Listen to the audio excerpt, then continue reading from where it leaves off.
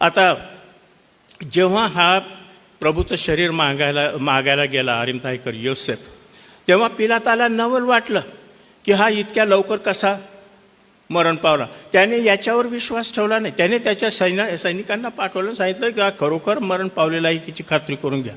त्यांनी जेव्हा तो रिपोर्ट त्याला दिला तेव्हा त्याने त्याचं शरीर जे आहे येशूचं दिलं. सांगण्याचा उद्देश काय की येशू खरोखर मरण पावला होता. He was really dead.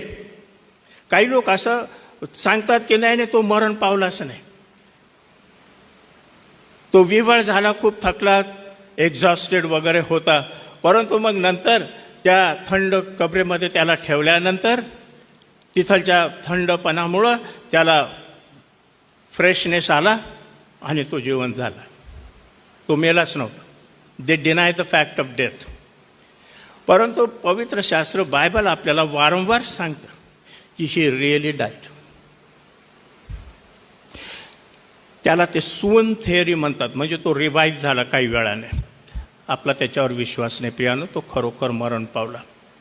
कल्पना करा एक क्षणभर, जर तो मरण पावला नाही तर किती मोठा, म्हणजे आपल्या विश्वासावर तो घात आहे.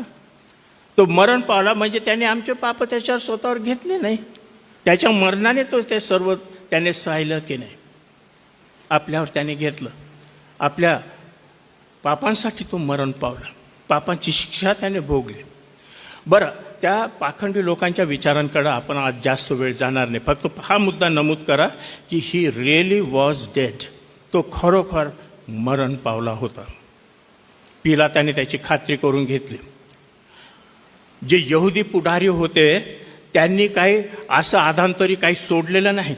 येशूला मारण्यासाठी, त्याचा जीव घेण्यासाठी ते बऱ्याच दिवसापासून टपून होते, प्रयत्न केले. आता त्याला ते अर्धवट जिवंत सोडतील अजिबात संभवत नाही. त्यांनी खात्री करून गेली, पिलाताने त्याच्या सैनिकांनी, त्याचप्रमाणे हे जे यहुदी पुढारी होते यांच्या सैनिकांनी. पुढचा शास्त्रभाग